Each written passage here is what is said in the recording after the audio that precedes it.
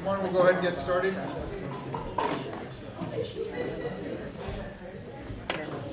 over here.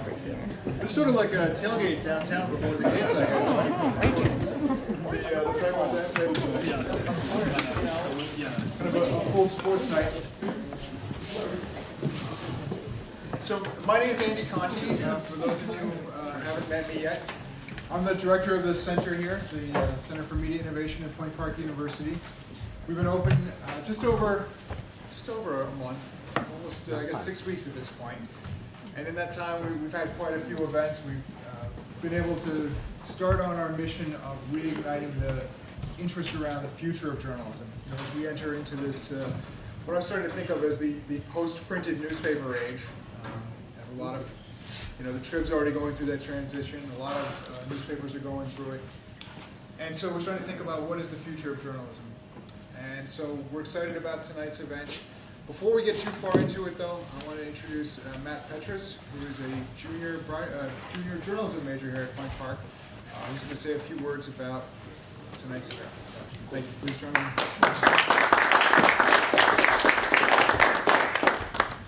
Guessing I should just stand here. Yeah, that's it. All right. Hello, everybody. As he said, I'm a junior journalism major. My name is Matt Petrus.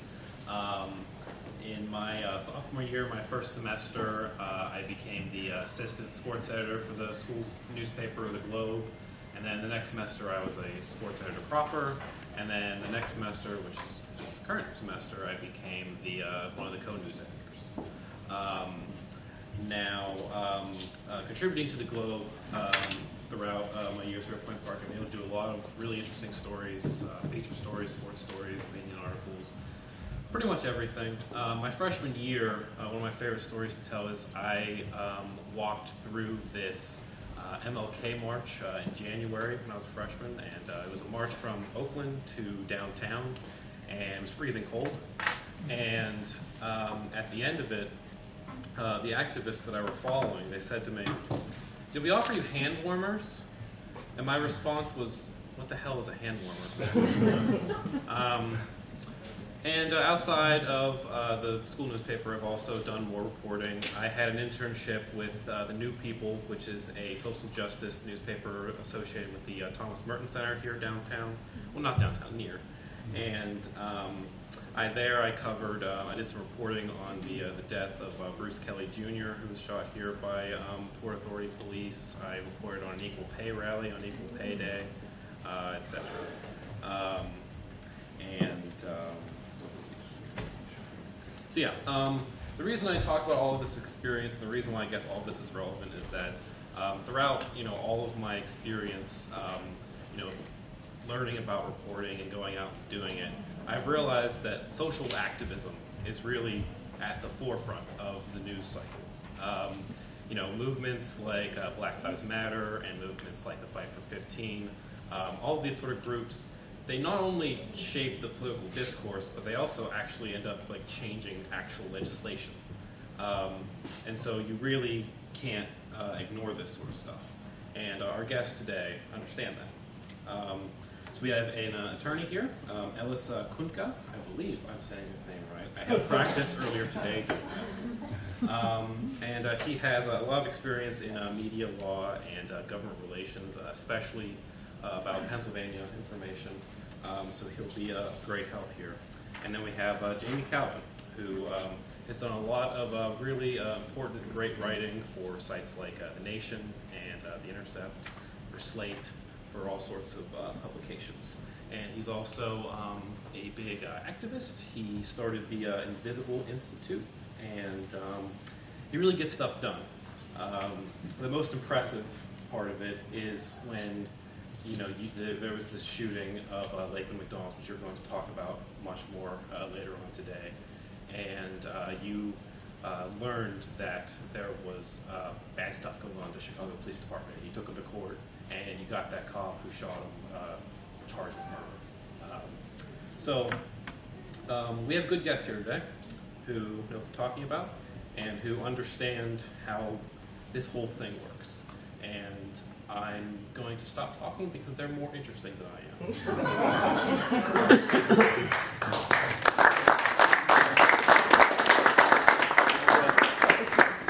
Matt's actually been a really good sport about doing all this today. This is the second round around of introducing these guys, and it's been great to have student involvement, so thank you again, Matt, for doing that. No problem. We could not do what we've done in this short amount of time without the support of a lot of other people. And one of our core missions here is to obviously provide programming for students, and so we had an event this afternoon for our students on campus, but also to engage with professional journalists and the public. And so I'm really glad to have all of you here this evening. This evening's event has been partnered up with the Online News Association, which paid for the reception, so that was very nice. And then the Pittsburgh Black Media Federation and the Women's Press Club, the Pittsburgh Women's Press Club, also chipped in. And then the main sponsor for tonight is the Press Club of Western Pennsylvania. And so I want to especially thank our sponsors.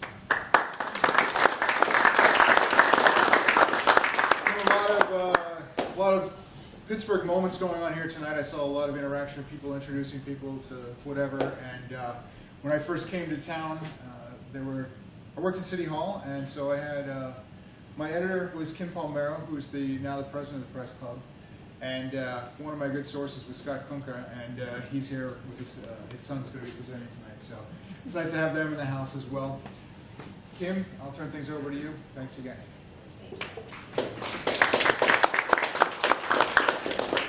And Andy was great to work with, by the way, and I'm glad that I didn't scare him off from journalism. That's good. So thank you, everybody, for being here tonight.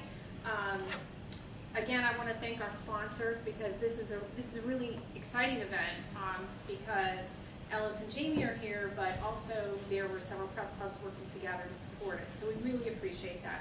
And you will find membership information on your tables as well as information about a scholarship, bios about the panelists tonight. Many journalists enter the profession hoping they will write a story that will affect change or tell a story that otherwise would not have been told. Jamie Kalven did this and many other things, and he's using public records to strengthen his ability to bring stories and information to people. You will see there's a story that he wrote that appeared in Slate, 16 shots, that had a tremendous effect and is still having an effect today. He's going to talk about public records, and then Ellis Kunka is going to talk about right-to-know laws in Pennsylvania, which are very different from Illinois.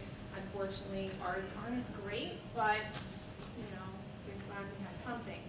So I also really want to thank Point Park University Center for Media Innovation and Andy because this is a great space and they have been tremendous to work with, and we look forward to having many other events here. So thank you very much for being here, everyone, and I'm going to turn it over to Jamie. Thank you. So did you want to start with that video? Yeah, thanks. Have to let somebody do it.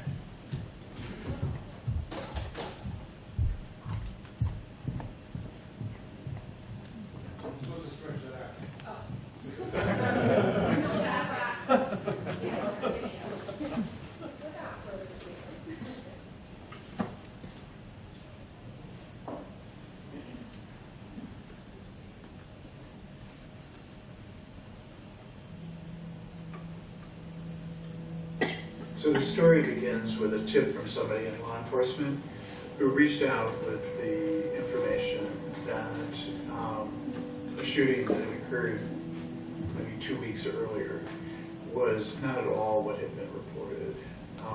The facts were widely divergent from the story that had been told by Chicago media generally. He provided the information that there was dash cam video from one of the police cars and expressed great skepticism that the case was going to be vigorously investigated. He also had information about a civilian witness who had come to the Independent Police Review Authority on his own initiative to describe what he had seen that night. With some effort, I was able to locate the civilian witness, and ultimately he agreed to talk with me, although he was gravely concerned at the time about the possibility of police reprisals. He had just witnessed this extraordinary event, the execution of a child on the streets of the city, and was very much concerned about his own safety.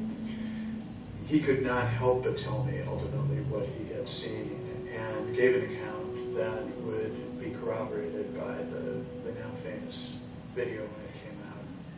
The next step in the process was the finding out the content of the autopsy, which I did through sources close to the medical examiner, and then at the first opportunity, securing a copy of the autopsy report when it became subject to FOIA request. That was the moment when it became absolutely definitively clear that the city had lied at every stage in this process about what had happened that night. The autopsy was the definitive proof. There was just no way that Laquan McDonald could have been shot 16 times, and that could be squared with the official narrative of what had happened. I then published an article largely based on the witness testimony and the witness statement and the autopsy in Slate, and events sort of flowed from there. I should say at this point, when the Laquan McDonald story has become this huge public narrative that really bears comparison with Emmett Till in terms of the place it's occupied in the culture, that we would not know the name Laquan McDonald were it not for these two individuals, the whistleblower and the civilian witness, who remain unnamed.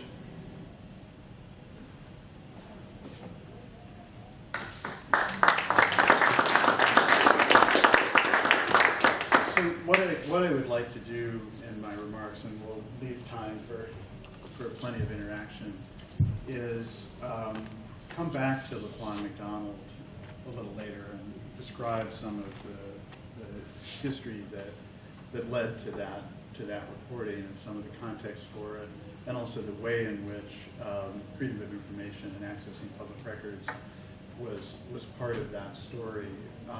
And also a theme that emerged this morning that we just touched on is the way in which quality journalism and a sense of citizenship and activism as a citizen can coexist and not necessarily be something we dismiss as advocacy journalism. And really, my reporting career, I mean, I am a literary sort of writer. I joked this morning that I am a 19th century novelist conscripted into investigative reporting, who now finds himself surrounded by filmmakers. You know, that's my and digital people and data analysts. So I started my career as a writer of books and a more literary writer, but also I'm a native of the south side of Chicago, sort of know the world through place, and by the early 90s was intensely involved in a set of community-based initiatives around the south side, in the course of which I sort of gravitated more and more and more. It now seems like this kind of gravitational field pulling me to an amazing set of circumstances in Chicago that no longer exist. It was a huge city within the city of high-rise public housing. You know, the biggest concentration of public housing in the country, the biggest concentration of poverty in the country was on the south side of Chicago. And it wasn't, you know, people treated it and talked about it as if it was on the other side of the moon, but it was actually in the central city. So you had this extraordinary kind of intimate landscape with huge social distances in it. And I won't go into all the details, but I ended up spending well over a decade working in one of the most embattled and poorest of these developments, Stately Gardens, which was literally 8 square blocks of the south side, but it was in this more than 2 mile, it was called the South State Street Corridor. The Robert Taylor Home and Stately Gardens, a couple of other developments, you know, formed this incredible, as I say, city within the city. And I ended up, you know, being, you know, over a period of time,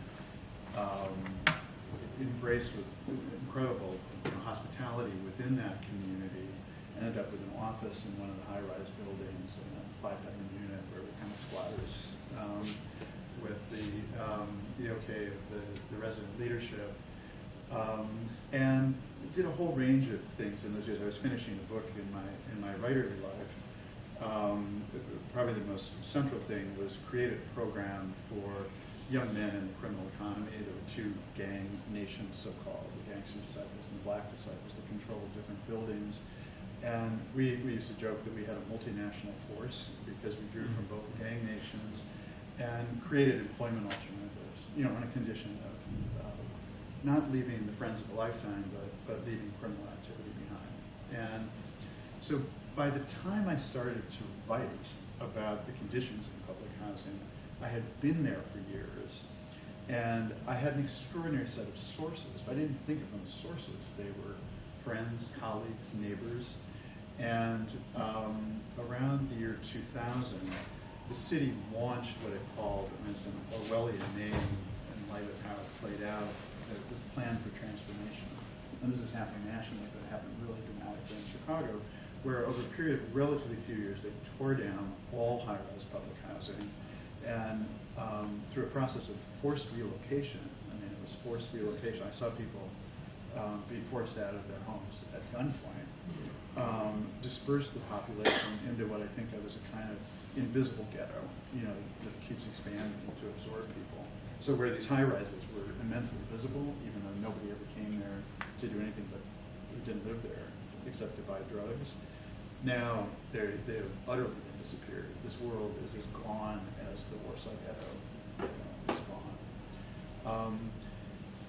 As I finished this big literary project I was working on, I began to write from Stateway, and we thought of it as this plan for reconstructing that part of the city it was going for. We thought of it as a kind of human rights reporting, and we created a publication called The View from the Ground, and it was early in web publishing, relatively early, so we could get in everybody's email boxes. So I could send things that would land in the mayor's chief of staff's box at superintendent of police, and we're on the ground doing, as a documentary photographer working on this. I'm a kind of full-grown writer at that point. I know my craft, and really well-produced kind of email e-publication. And most of the focus initially was on living conditions and the development, the physical conditions, this beginning of demolition and the relocation process. But over the years, I had observed patterns of policing and police abuse that were so different from what I experienced not too far away. And I live in an integrated, probably predominantly black, slightly neighborhood. I live a few blocks from the president and the first lady. When we're in Chicago, so very, solid middle-class community. And what I saw, essentially walking distance away from my neighborhood in high-rise public housing in this abandoned community, was so at odds with our expectations about the police. And it extended from just interpersonal ugliness, racist language routinely, even sometimes through the PA systems of police cars, to, over those years, I invested a homicide by the police and a rape by 2 police officers, and everything in between, and a huge amount of corruption, just because these communities, high-rise public housing, people have seen The Wire, even if they don't know it at first hand. These were like vice zones. This is where people were allowed to buy drugs. And they were contained, no police never came when they were called, but these, were vice zones.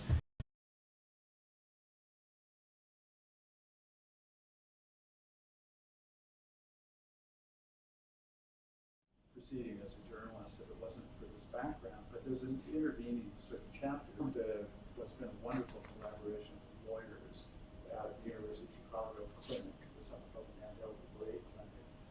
And for 15 years, I've worked with a law professor and a civil rights lawyer there, and scores and scores of students working with us within the curriculum, focusing on these policing issues. And initially, we were focusing on particular harms, particular residents living in this abandoned community. And then the question formed, but informed from the ground. And I think, this is part of what has driven a whole series of developments in Chicago line of inquiry. Basically, how can this be? You know, we're witnessing this stuff from day to day. We know it's a reality. You know, we've reported it over, at that point, in my case, a period of years. How would the world have to be organized institutionally? What set of institutional conditions would have to exist for the things we were observing and knew to be reality to be happening on the ground? And the people in those communities obviously know, you know, people know in the communities most affected. And that started, so arising out of my reporting and independent, in some instances independent of it, we brought 6 federal civil rights lawsuits that became more and more sophisticated as we went forward. So ultimately, there's something called a Monell suit, just a term of art of law, that allows you, if you can persuade a judge to allow you to put on this kind of a case, it allows you to name as defendants not only the individual officers who committed whatever acts of alleged abuse, but the police department as such, the city as such, the superintendent of police, the mayor. The argument being that the systems of supervision, discipline, internal investigation are deficient, are broken. They know it. These high-ranking officials know it. And by not addressing it, not fixing it, allowing it to continue, they are complicit in the harms that happen. These are harms that would otherwise be preventable, you know, if they address these systems. So through that process, we got, in the course of civil discovery and civil rights suits, or the lawyers got, they didn't show it to me because we had to be careful about, you know, a firewall between the journalism and the litigation. They were able to get all sorts of documents about the larger kind of system. So we would do things like ask for the names of all officers, or the record, you know, disciplinary records of all officers with more than 10 complaints, citizen complaints against them in a 5-year period. And these would be provided under what's called a protective order. You're probably familiar with the notion that, you know, in discovery, the parties can, defendants and plaintiffs, exchange information, they depose each other's witnesses, but very often there's a protective order imposed by the judge, agreed to by the parties, that dictates that the information can't be made public. So they're, you know, pretty strict confidentiality imposed by the court. As one of the major cases that we brought was coming to a conclusion and was about to settle, we came up with a strategy where I intervened in the federal court before the judge on behalf of the public. There was a journalist on behalf of the public, and asked her to lift the protective order, making the argument that this is quintessential public information. This is, you know, critically important public information. And we were doing it as a kind of a, let's try this as a strategy. And the judge, we had a good judge, we had a good venue, and she won the argument. We swept the table at the district court level. The city went crazy. It was in the previous mayor, Mary Daley, and they moved to appeal. They stayed for order, and then it dragged on for a couple of years. And she was reversed by the 7th Circuit Court of Appeals in Northern Illinois, and and it was a very anti-press decision. You know, they didn't get the substance of our arguments. They said I shouldn't have been given standing to intervene at all as a journalist. But they left open, in a footnote, the possibility of pursuing the same sort of documents in the state court under the Freedom of Information Act. I won't go into all the details about that, but we did it, and ultimately were successful in March of 2014 in a decision that I'm proud to say is named Kalven versus Chicago. I was the plaintiff. I don't like titles, but I like that title. The Illinois Appellate Court held, you know, a very broad, unqualified decision that documents bearing on allegations of police abuse, of police misconduct, belong to the public, you know, subject to reasonable redaction. And, you know, nobody wants an officer's social security number or home address, but an officer's name in Illinois is public information. The names of witness officers are public information. And it's really proved to be a watershed, and we're kind of trying to understand the implications of it going forward. But after some, once the decision came down, we negotiated with the decision is really states a principle, the principle of transparency. We then negotiated with the city for several months. It was fascinating because we ended up, myself as plaintiff and a group of civil rights lawyers who've been representing them, we had a hand in kind of brokering with the city the policy for implementing the principle. And thereafter, a great deal of information came out, and a great deal more is about to come out. I just got notification today, before I came to this event, from the city law office that they will be complying with the request we made for the entire disciplinary records of all officers that served on the Chicago Police Department going back to 1967 by the end of next week. We'll have that information. So it's world changing. I mean, and what I wanted to show you briefly, I won't dive into this, but once the decision came down, we confronted, I'm really a street reporter, I'm not a data person. So that's why I wanted to tell the backstory and by way of getting to Quan McDonald. But this has been critically important information that we now have invested a great deal. So I have a team of the web designers and data analysts as well as journalists who are working on this. And this has become a resource for journalists in Chicago, for researchers nationally, for civil rights lawyers. This is just, so it's called the Citizens Police Data Project. You can easily Google it and you'll find it. I urge you to look at it. And it was our effort to go beyond the kind of principle established in the Kalven case, to say, how do we make information when it's public? But I could have satisfied our commitment to make the information public by throwing up some Excel spreadsheets that 16 people in the city would make use of, all of the journalists. And instead, we decided, let's see what we can do to make the data really legible for people, to make it dance, to make it useful, to make it just interesting and engaging. So that's what this project is. And you can, I urge you to look at it. This is just the home page. You scroll down, there's all the information about some 8,000 officers, 56,000 complaints. This is over about a 10-year period. So what we're going to have going back to 67 is extraordinary. But you can do things both with respect to individual officers, groups of officers, because there's highly patterned behavior. Wrongdoing by the police is rarely a matter of a lone wolf officer, it's always groups. But there are these astonishing sort of aggregate statistics. So that of these 56,000 allegations, close to 96% of them are found unsustained. And unsustained isn't even a positive determination. Unsustained is a shrug of the shoulders saying you can't determine what happened. And then if you go through some of the other analysis, it's an infinitesimal number of complaints that result in any kind of meaningful punishment for an officer.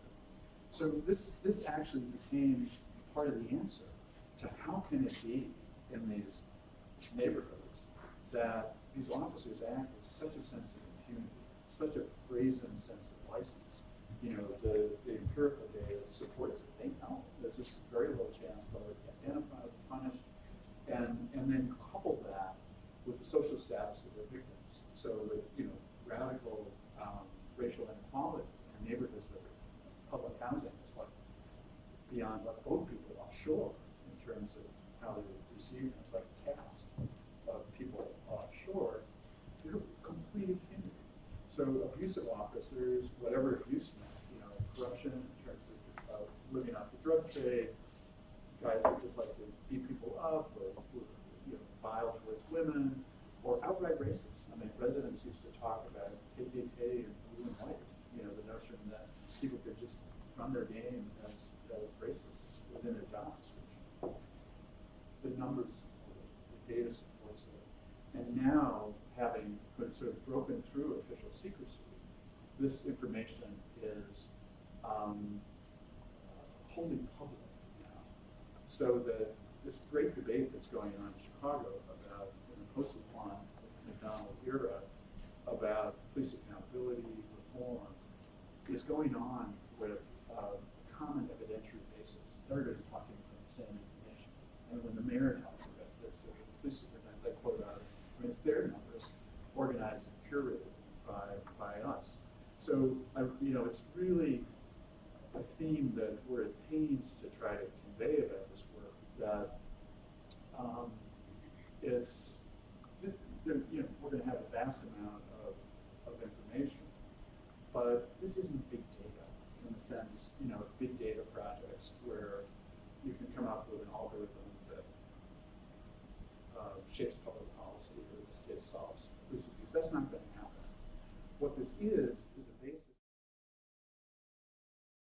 to have the arguments we need to have with each other, that to come up with sensible, cost-effective, humane policies. So it's really been a significant game changer, and it also neutralizes the sort of rhetorical use of official secrecy, where if stuff is withheld from the public and we don't have access to information we need, then powerful people, the embodiment of this for me has always been Dick Cheney, can say, if you knew what I know, you would know I'm doing the right thing on your behalf. I mean, but then, a lot of government does that in various forms. We've effectively done this.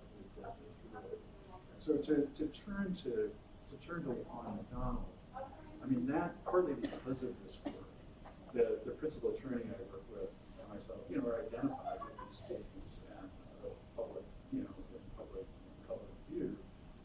And on October 20th, 2014, there was, this was suggested by the sort of setup piece, there was a police shooting on the southwest side of Chicago, like hundreds and thousands of shootings across the country. Reported, like until recently, all such shootings were reported, kind of if probably less than a 24-hour life as a story. Basically, major media in Chicago publishing the police blotter, the press release from the police. The principal on-camera person interviewed by visual media at the scene was a spokesman for the Fraternal Order of the Police. And the story that was put out and was digested dutifully by the media was boy with a knife lunges at police officer. Police officer has no choice but to shoot him, shoots him in the chest, he dies sometime later at a nearby hospital. And that was literal, both in the kind of performance by the FOP spokesman and in the press release put out by the city. That was the story. As I said, and I read it, I remember reading the story all my life. I think for all of us, reading the daily, right? All our lives. As journalists and people who care about this, you read the story. This one I remember feeling a little, queasy about. What was the knife? Shot dead. Didn't quite compute, and then you turn the page. And I've gotten a huge amount of credit, praise, awards for this reporting. It's really important to be clear that were it not for a whistleblower in law enforcement, who, as I say, reached out because of this work to say this happened. And this was very close to the investigation. I have named to this day, and they never. This happened. It's not what it seems. There's video. We wouldn't know if he hadn't told us. We wouldn't know about the existence of the video. What that enabled me to do was to make publicly known that the video existed.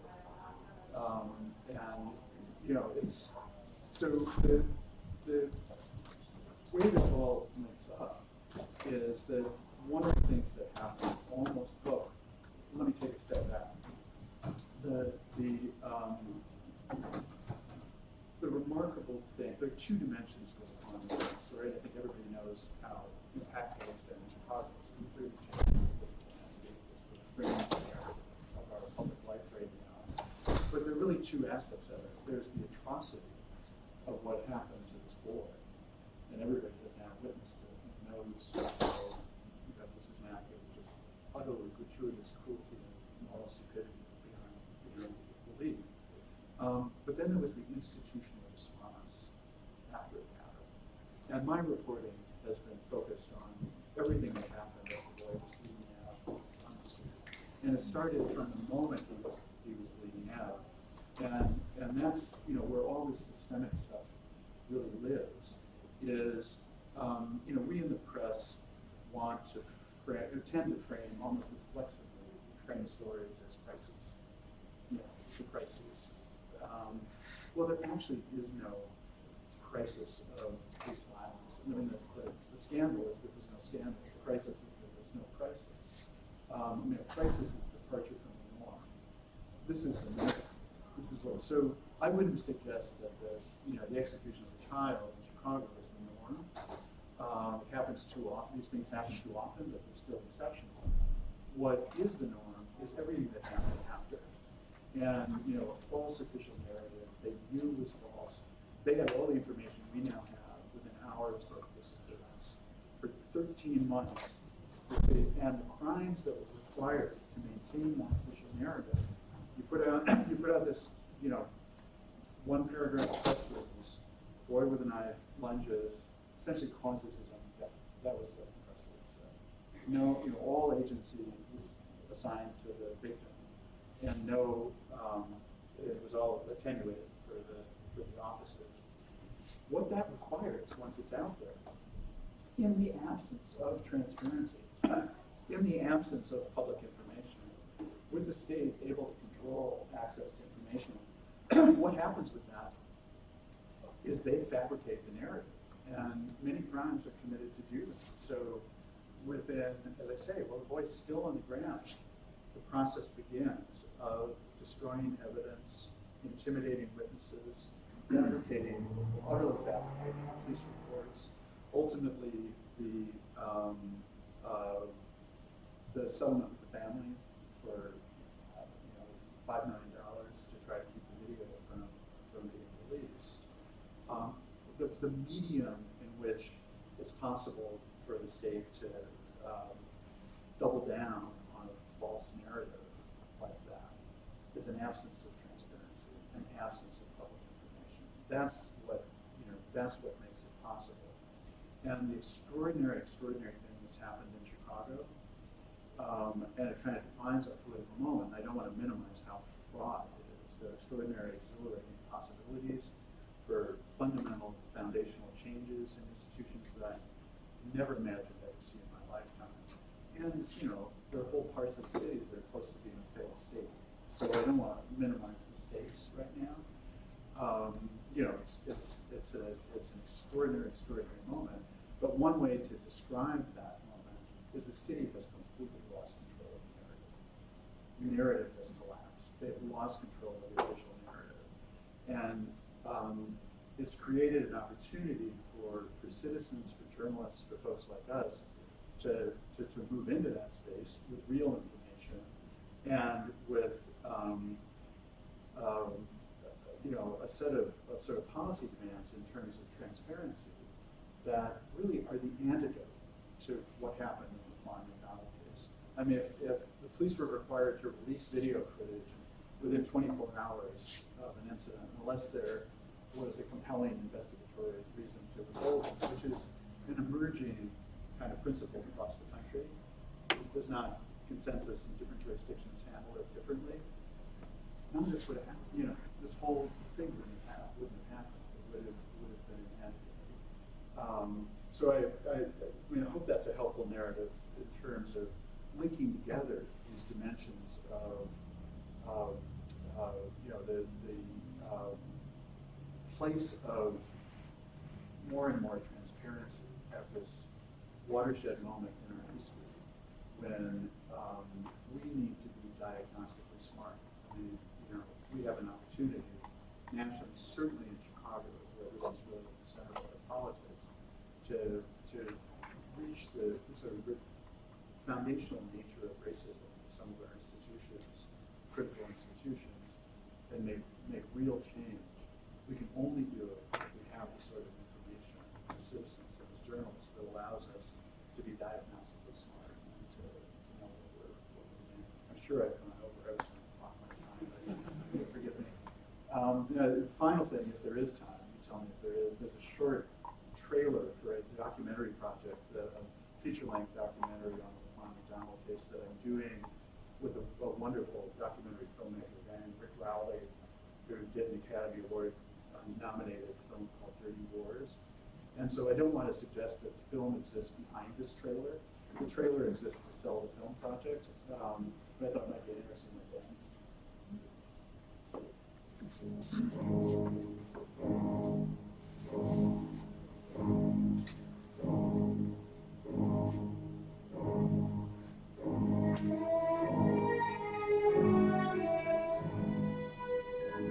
I've never met a police officer that woke up in the morning with the intentions of, I'm gonna go out and have to shoot somebody. Hours in the morning, it's still dark 30 sometime. Get the call, get up, drive from here to 48th and Pulaski, and got the basic information. Walking towards Pulaski from Keeler, eastbound on 40th Street, armed with knives.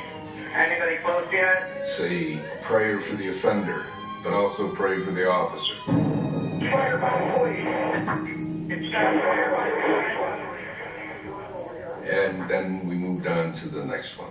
And the officers are responding to somebody in a crazed condition. You obviously aren't going to sit down and have a cup of coffee with them. I first encountered the incident in a newspaper story, but I did what virtually everybody does. I turned the page. We were contacted by a family member about the shooting death. He is a very serious threat to the officers, and he leaves them no choice at that point but to defend themselves. Based on statements of police officers on the scene, it certainly didn't appear as if there was any basis for a claim. All right, Tanya, thank you. We wouldn't know the name Laquan McDonald were it not for a whistleblower in law enforcement.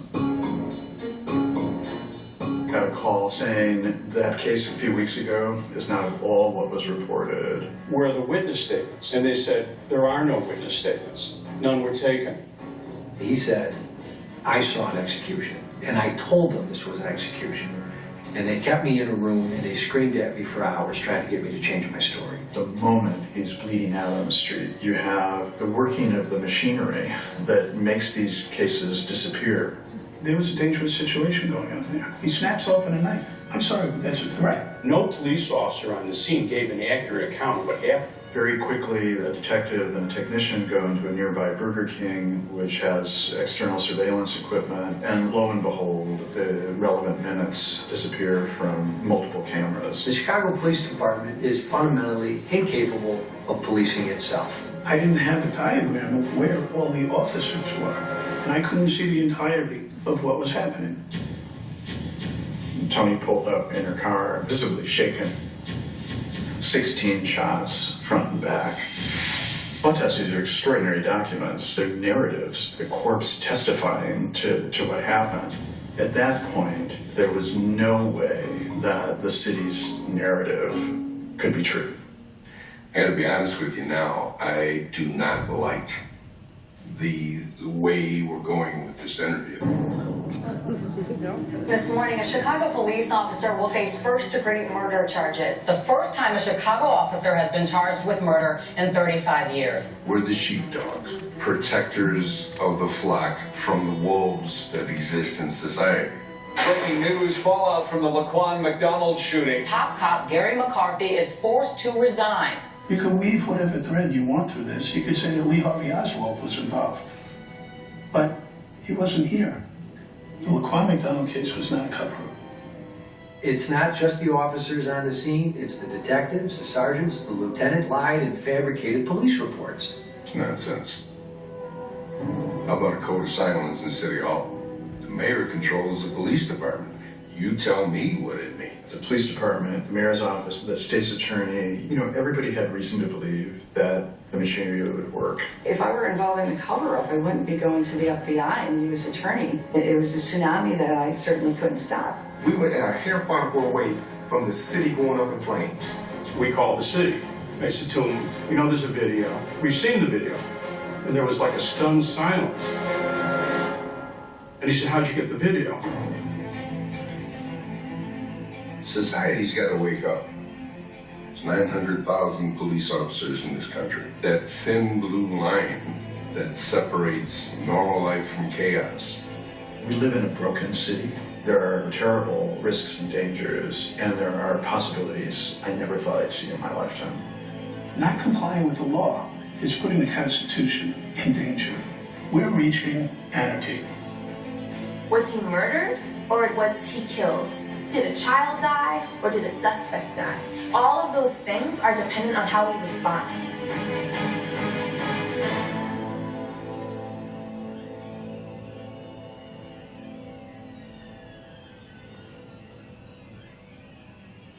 I need some info on the victim condition.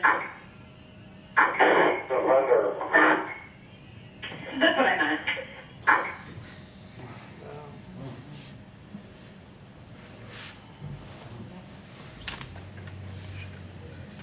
Well, you really set the stage for Alex. Yeah, I know. They didn't have that at the 1 p.m., so we'll try. Well, you know, what my attempt here to do today is kind of correlate with what he was able to get in Illinois with what you're able to do here in Pennsylvania under open records laws. And before I go into this, it's going to sound discouraging. It's not particularly easy compared to what he was able to access, but that doesn't mean that you shouldn't use these laws to their fullest extent.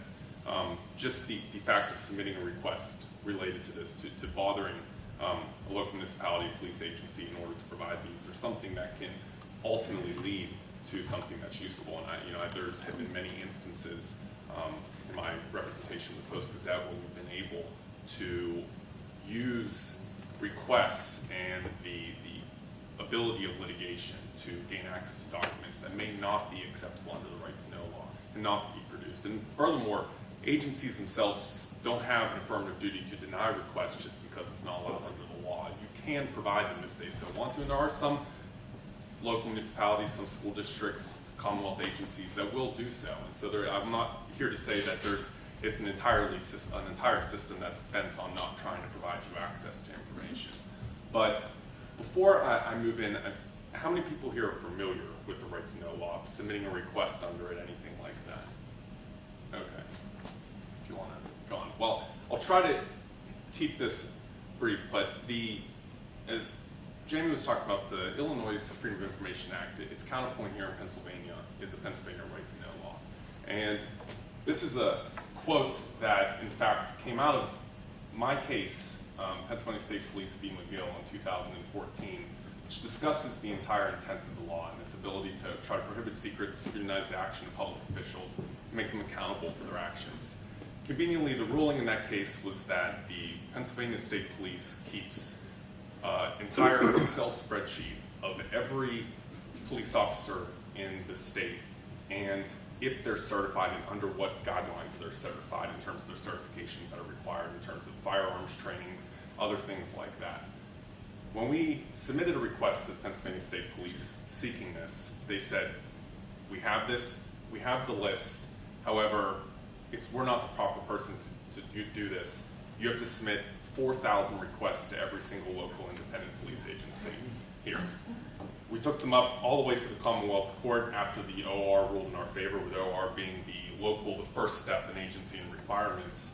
And on appeal, the Pennsylvania State Police won, and the determination was that we had to file 4,000 individual local requests. And so the state police did not have any requirement, even though they admitted that it was sitting on their servers, sitting there in an Excel spreadsheet that they could provide to us in a matter of seconds. Then in fact, we would have to spend all of our time and then litigate that with 4,000 individual police agencies in the state.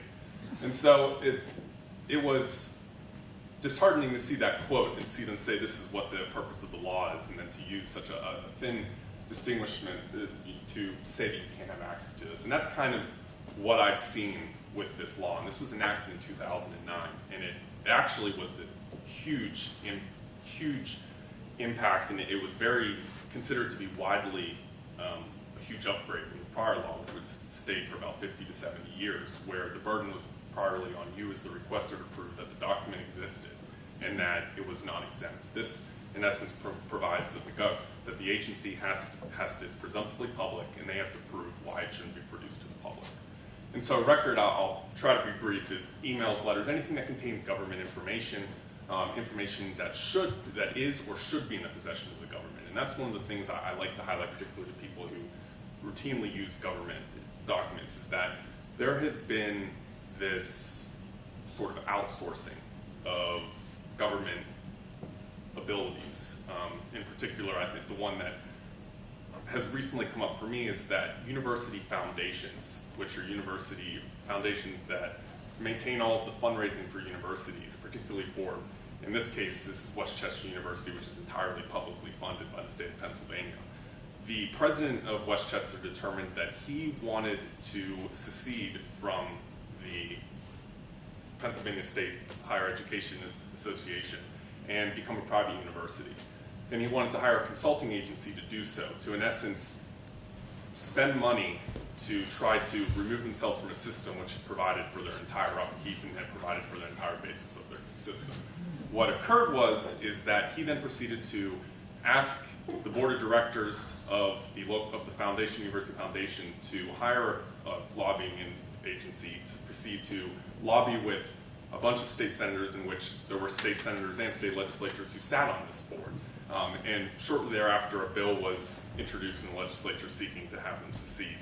And what we won on appeal after 2.5 years of litigation was that there's what's considered a governmental function test. And you can't contract away the ability to perform a government function so you can escape the ability to have access to those government records. And it's something I think is very important that people may not realize, and it's something that has been very successful in litigation, particularly with university foundations, but along with other agencies as well. And you know, when you have a record, the determination was it public, and there's really four exceptions for is it a public record and what makes it public.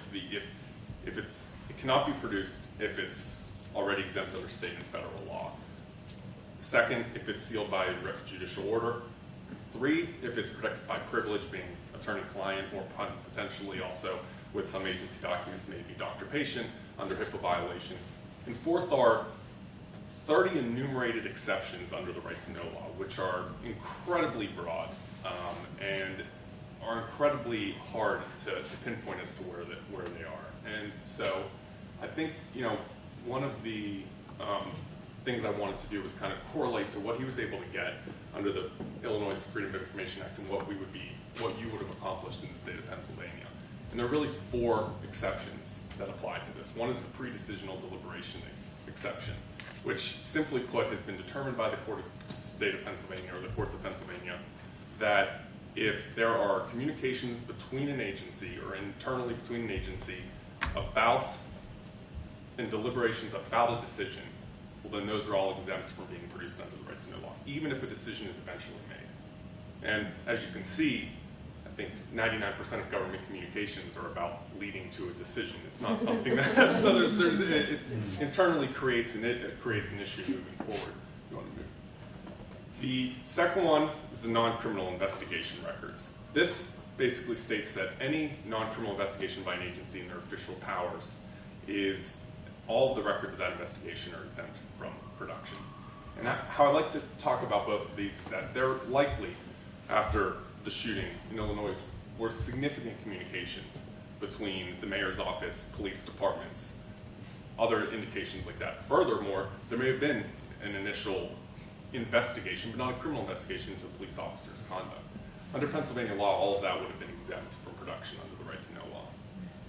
As you relate, then you may say, well, eventually the police officer was charged with the crime, and therefore he was criminally charged, but based on his conduct.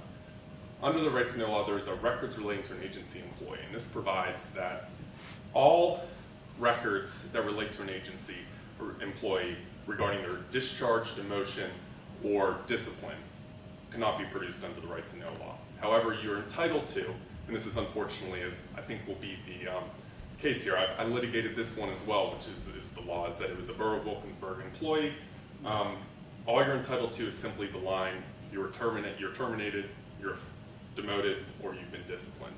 And so in that case, what we had is a Post-Gazette reporter who found out through a source that there was a Borough of Wilkinsburg employee who was going into the homes owned by the borough that were dilapidated and removing all of the copper piping and selling it for scrap.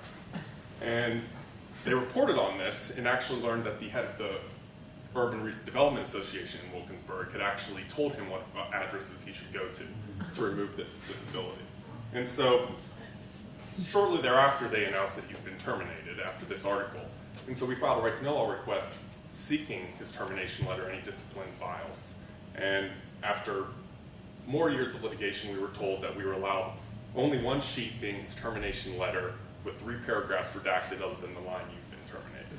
And so that was our as it relates to that. And so you can see how it's, in the state of Pennsylvania, hasn't been applied to police misconduct yet, to police disciplinary files, but I'm assuming that if they're going to do it for a Borough of Wilkinsburg employee, they're going to find the same for a police department employee. And lastly, the one that really creates the most is criminal investigation records. Just like non-criminal, anything that's related to a criminal investigation, even after the investigation is over in the state of Pennsylvania, is exempt from production under the right to know law. And these are the 4 which I see all the time in there, and they're the ones used consistently by every agency in providing production. And it's unfortunate that that's the state of the law that we're in. And, you know, the thought process is that we're going to move a little bit further. And so, you know, I'd like to first talk about, there's 2 other good sources of public information. One, and as it relates to Jamie's, the Coroner's Act. The Coroner's Act in Pennsylvania provides that you're entitled to a cause and manner of death that should be provided immediately by the coroner or the medical examiner after a death of a predeceased individual. It also provides that the autopsy report, the full autopsy report, has to be provided to the public. However, it's provided that it only needs to be filed with the prothonotary of the courts on the last day of the calendar year in which the deceased person died. So therefore, you could have a death on January 1st, 2016, it wouldn't be filed until December 31st of 2016. However, it still provides you access to something that you may otherwise not be entitled to, and so it's still a useful act. Further, there's a Federal Freedom of Information Act. This provides the same sort of rights of request and access you can have to federal agencies. However, they also maintain the same versions of exceptions related to criminal investigations and other aspects like that. And so, without being discouraging, the thought is that this national dialogue that we've had is moving forward, and we're going to be able to have some more open access and transparency. And unfortunately, that hasn't been the case in the state of Pennsylvania in the past couple of years. Presently, not listed on here, is that right now about 60% of right to know litigation is prisoner-based. Of that, about 40% of the prisoner litigation is thrown out for being insufficient. And that's because there's a lot of people who are filing requests which may simply actually not be correct, but they're being thrown out. What this has led to is a knee-jerk reaction that there should be a separate rights of prisoners under the right to know law. And so what's currently pending before the House, or I believe the Senate at this time, is a bill that would separately put them on a separate tract and only allow prisoners to ask for 5 to 10 specific things of information that solely relates to their housing at the correctional facility and does not allow them to ask for anything else. And personally, I think that's a huge step back. It doesn't impact journalists, but it certainly impacts the citizens and their ability to ask for documents in the state of Pennsylvania. What's also impactful is that presently, House Bill 297 is, I believe, was just voted on by the House and passed and is at the Senate now. House Bill 297, as I talked about earlier with the Coroner's Act, has determined that it would be a second-degree misdemeanor for a coroner or medical examiner to release any cause of death or manner of death information. All it would allow them to do is to provide an autopsy report at the time that they would file it with the court. And this is something that's pending, so it would retract the current ability to receive that, which is usually provided almost immediately to the reporter or to the public as soon as the coroner is able to examine the body. And this is a serious issue as it relates to, it doesn't directly relate to the right to know law, but has serious impact on the ability of the public to learn these instances because you're at least giving possibly a year before you would gain access to an autopsy report.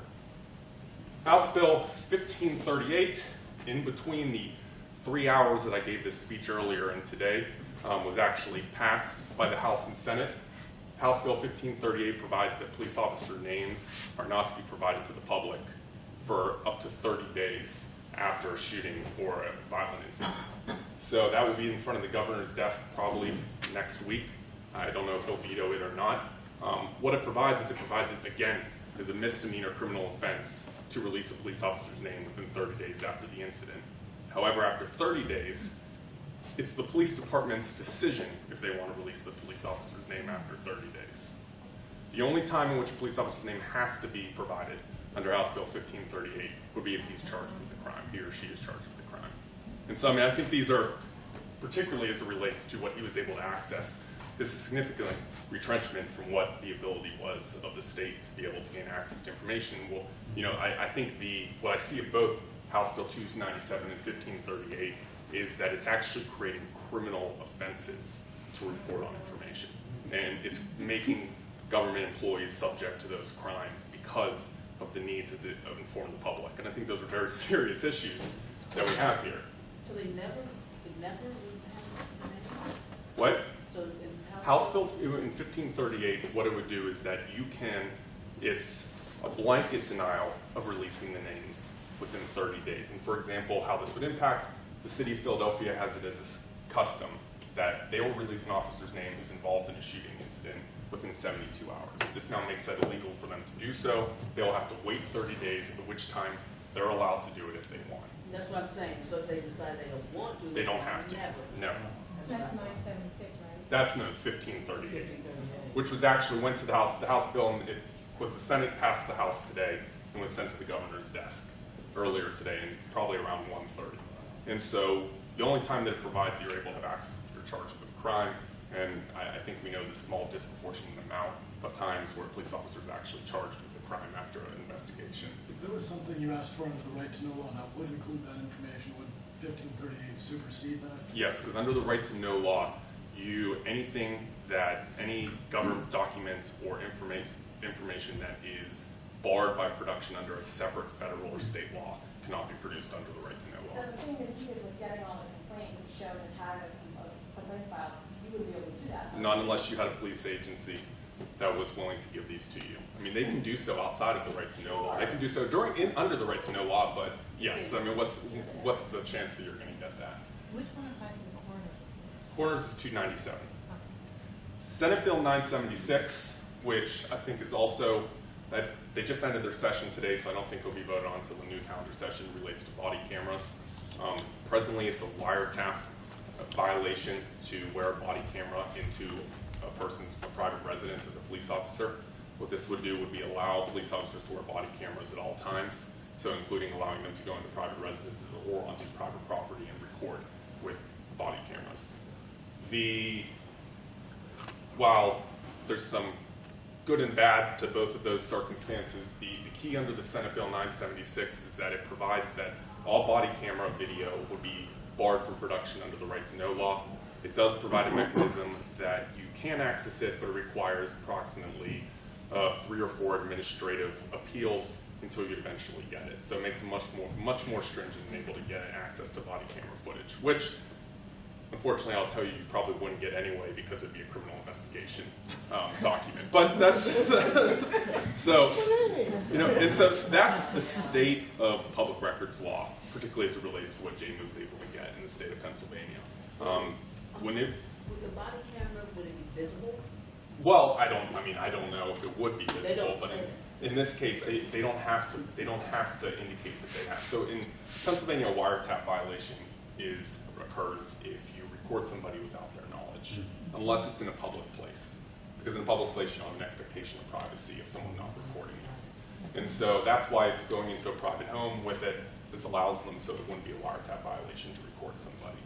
And so obviously the argument is that this is going to help with police misconduct issues because you'll have this videotape. However, the second paragraph of the bill provides that the tape won't be released to the public. So kind of just assume you're going to be video. Exactly, yes. So, I mean, this is the current state of the right of access in Pennsylvania, particularly as it relates to what Jamie was able to get in Illinois. And there are significant issues. When it was enacted in 2009, it was a significant upgrade from the prior one. But, you know, as I had a reporter tell me couple months ago, it's still what he considers to be the worst in all of the 50 states. And I haven't done any sort of actual review of all of the laws, but I mean, in my short time working in it, there's significant issues with it. And so, you know, in general, I think what I tried to impact with these students today is that it's easy to get discouraged, but that doesn't mean that you should stop with these requests, because often that can lead to at least a dialogue or some sort of discussion and can move forward with it. And that's something that I think is still useful. You know, if moving forward, I don't know if anyone has any questions regarding the right to know law. My card's on the table. You can always email me regarding them with their regard. But thank you. Thank you.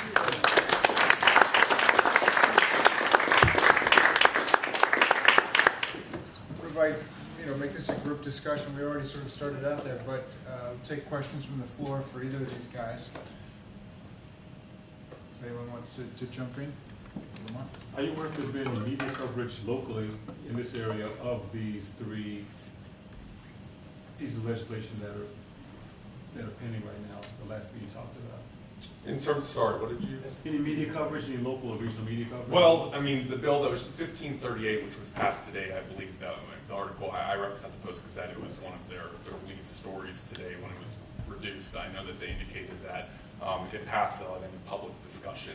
It was simply voted on and moved forward as it relates to the redaction of police officer names. I don't know, I haven't had the time today to review the voting lines on it or to see if there's been any more public discussion, but 297 related to the Coroner's Act and 976 related to body cams. I haven't seen anything locally about any discussions related to them, and I think that's the issue. And I think that Jamie and I were talking about this, is that there's significant lobbying or significant interests on one side. There's not much on the other.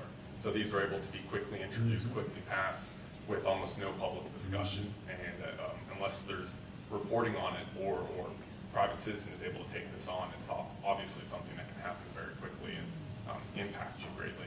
Did newspapers lobby in that one? We have, so the Pennsylvania News and Media Association is the umbrella group for a lot of the newspapers in the state of Pennsylvania.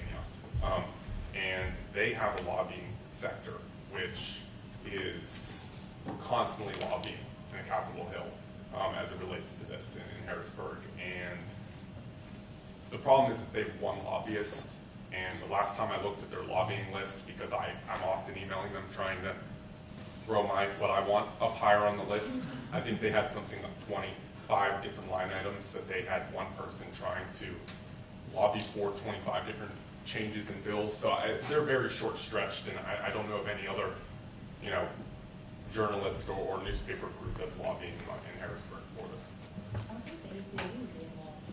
Well, certainly I expect that with the prisoner litigation on the right to know law, the ACLU is going to come in as soon as that, if that's passed, and file a constitutional due process issue claim against it, because, you know, frankly, I don't see how there are abilities to limit the rights of prisoners, but in terms of totally vitiating the rights to public records and the right to know law, I don't know how that's going to be interpreted by the courts. But Jamie, I'm going to ask you to speculate a little bit. You know, we've heard a lot over the last couple of years about these incidents involving police, the whole Black Lives Matter, you know, movements, and yet, you know, in your case, Laquan McDonald, you say we wouldn't have heard his name except for the fact that a whistleblower come forward. Do you have any sense of whether these kinds of cases have always gone on, or whether they go on more often than the public ever hears about? Oh yeah, no, I think that's really a critical point about where we are as a country right now. You know, we're in, maybe the benchmark should be Trayvon Martin. You know, it was really, I think, when public attention began, and then accelerated with Michael Brown and Ferguson. And now we have this weird shorthand where we refer to a whole sequence of individual names as a way of invoking structural conditions of the society. I mean, one of the really striking things about this, and I think it's challenging for us as journalists, but it's above all challenging for us as citizens in addressing these issues, is in this period, the post-Trayvon Martin era, there has been no increase in police violence nationally. You know, in the year in which Laquan McDonald was executed in Chicago, there was a discernible dip in police shootings. So, you know, again, I go back to that notion of crisis and norm. You know, a crisis is a departure from the norm. What we're confronting as a society is the norm. So, you know, it's like a curtain being drawn back, a kind of shift in, it's intermittent for lots of people who don't experience this violence, but a curtain being pulled back, and we're seeing forms of structural violence that are built into the society that we have created and we live in. And I think that's, you know, and really an extraordinary contribution of the Black Lives Matter movement, constantly evolving. You know, we work closely with them, with the young activists in Chicago, but they have helped to kind of keep the frame open, you know, with this sort of eloquent embodiment of what's at stake, really with their own bodies in public space. But that's really what we're reckoning with. So, you know, I have often recently used the analogy that we're not, I mean, that what's in front of us right now is a society, which I say both as a challenge and as an incredible opportunity, is not just a matter of tweaking this institution or that institution, or changing procedures, you know, all of that's important. I don't want to minimize it, but this is fundamentally about race in America. It's fundamentally about racial inequality in America. Nothing confers impunity more than the social status of the victims. List the names. That more than anything else. And so you can improve investigation, you can improve supervision, disciplinary procedures, but that fundamental reality, that great sort of blood knot at the center of American life, you know, the great unfinished business of American life, if we can't get from this, create a path from this set of kind of discrete issues Ellis was describing, a whole range of issues we could talk about in terms of police-community relations, if we can't get from there to becoming a different kind of society, we're not going to realize what's possible in this moment. So I think the analogy to where we are as a country is more like South Africa after Nelson Mandela came out of prison, or Central Europe in the 80s leading to the Velvet Revolutions of 89, where it's really a matter of citizens taking co-responsibility with the state to negotiate a process, and it's a political slog. It's not some transformative thing. You know, negotiating a process for becoming a more equal, more humane society. So, you know, and the reality is, and there has been no increase in police violence. This is the society we've created. These things are baked into our institutions.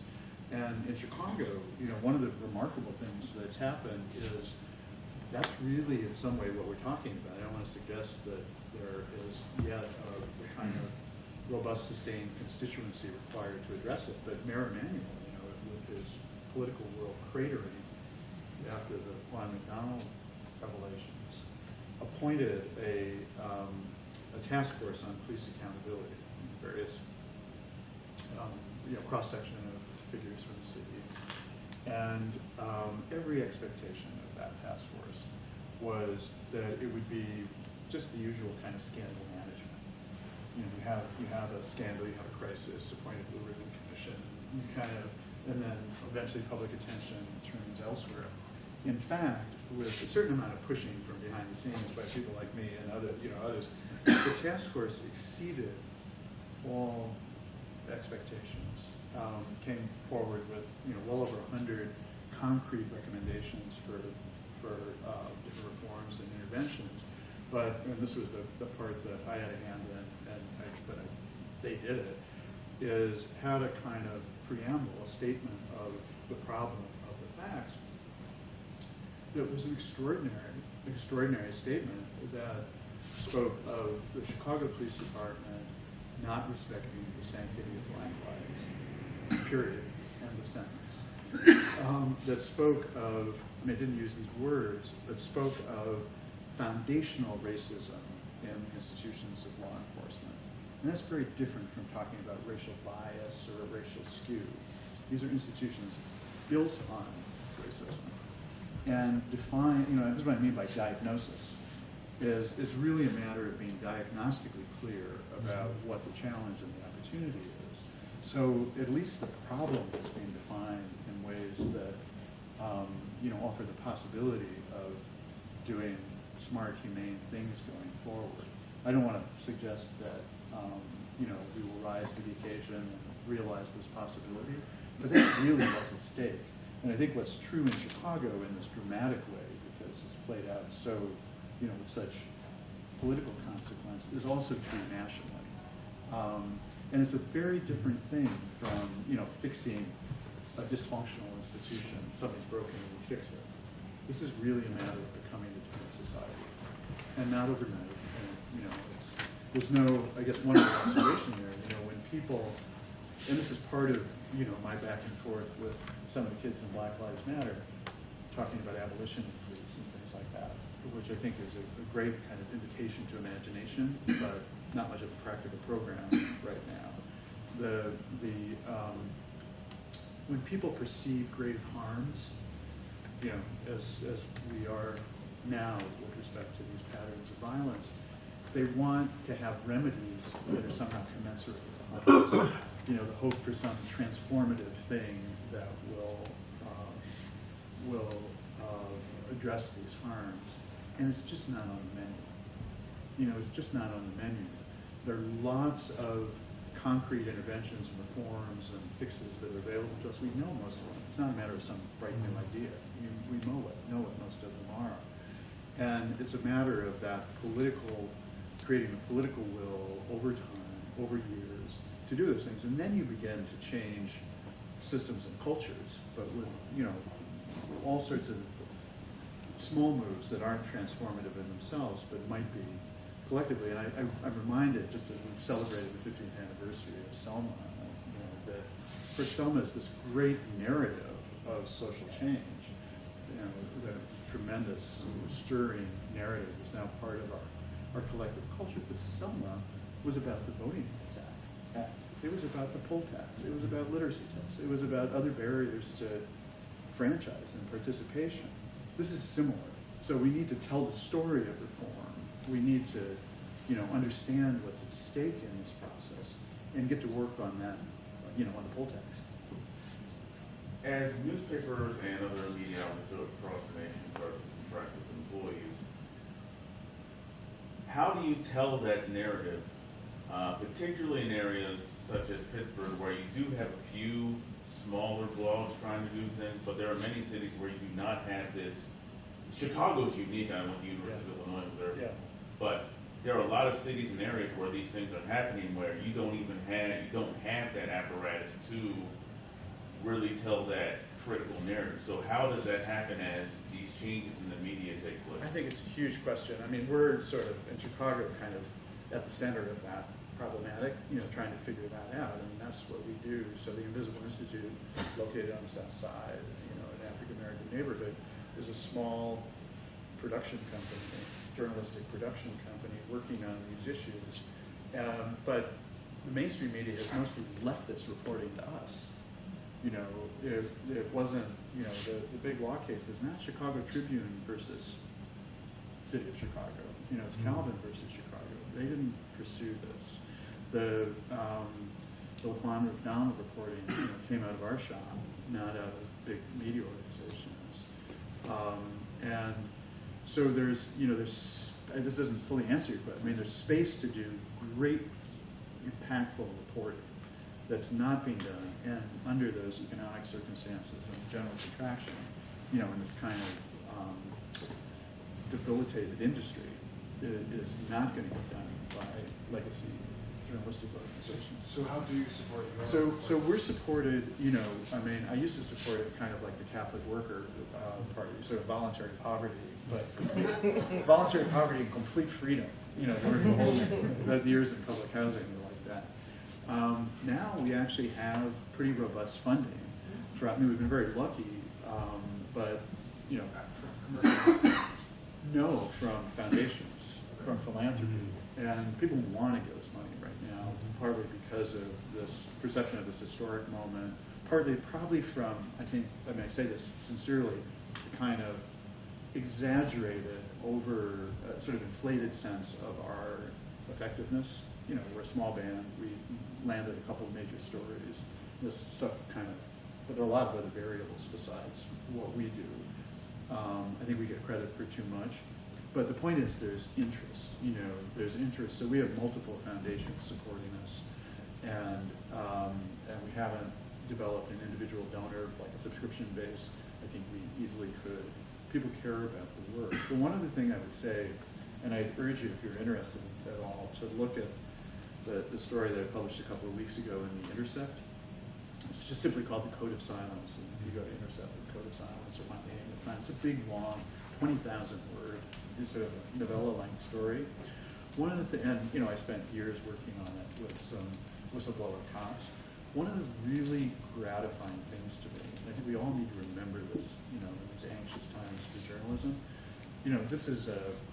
This is a narrative-driven inquiry into police corruption, cover-up, the operation of the Code of Silence in the Chicago Police Department. But it's a narrative, and I spent, brought whatever skills I have as a writer to the story. The response to it has been just phenomenal. If you look at some of the comments online, I've gotten hundreds and hundreds of personal emails, dozens of offers from Hollywood for it.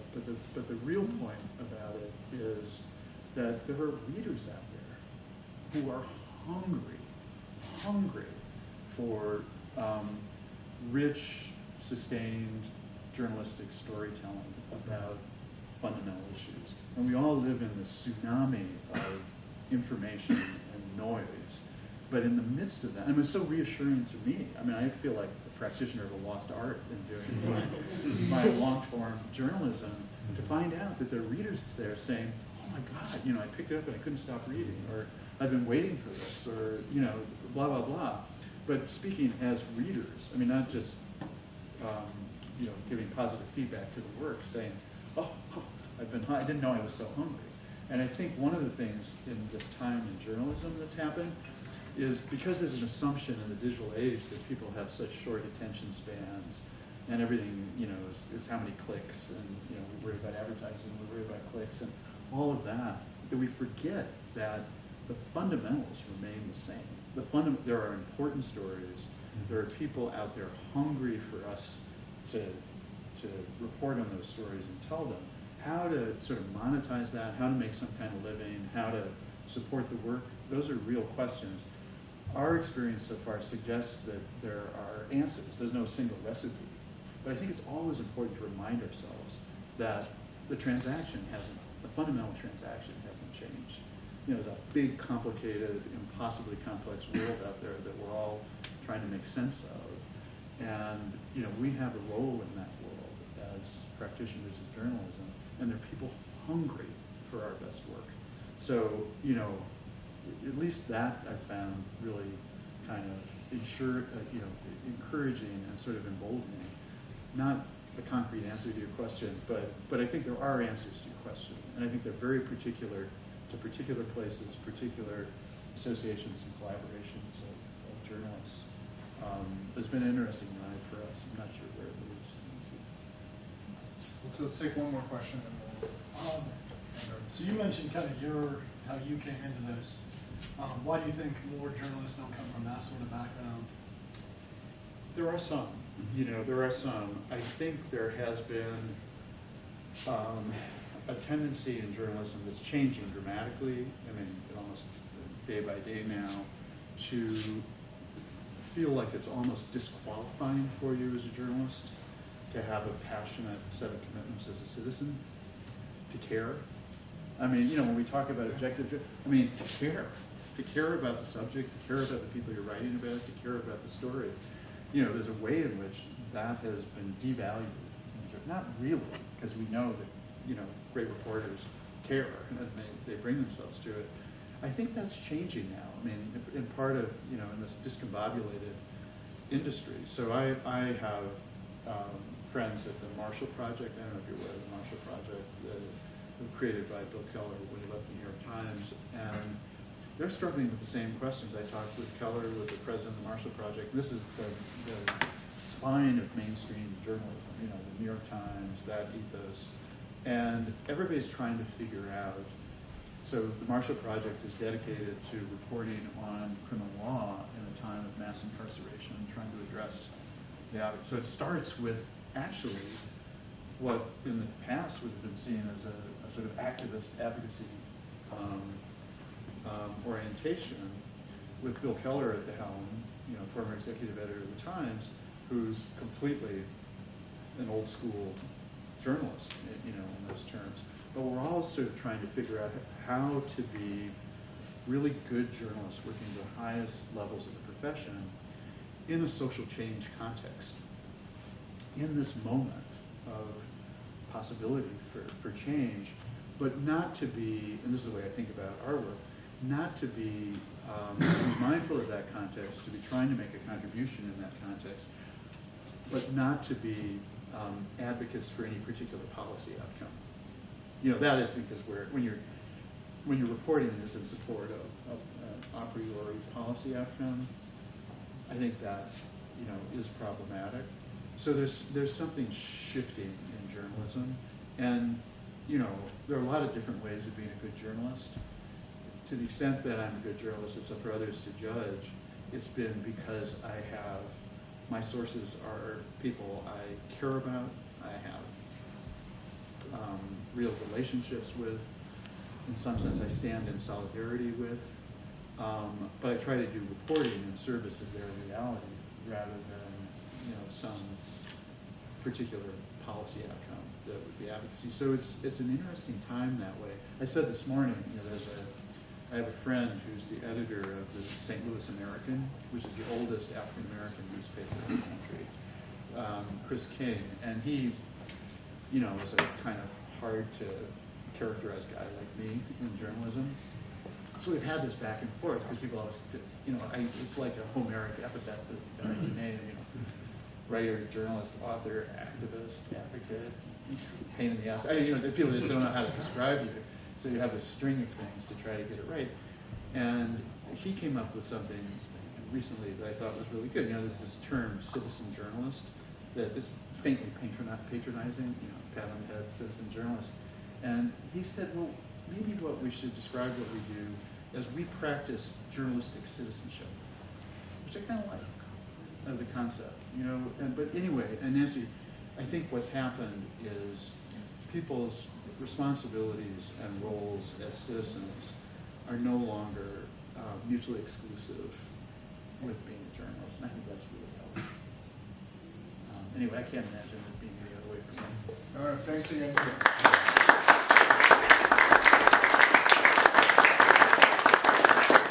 I want to thank you all again for coming out tonight. It was a great discussion. Thanks to Jamie and Ellis for leading it.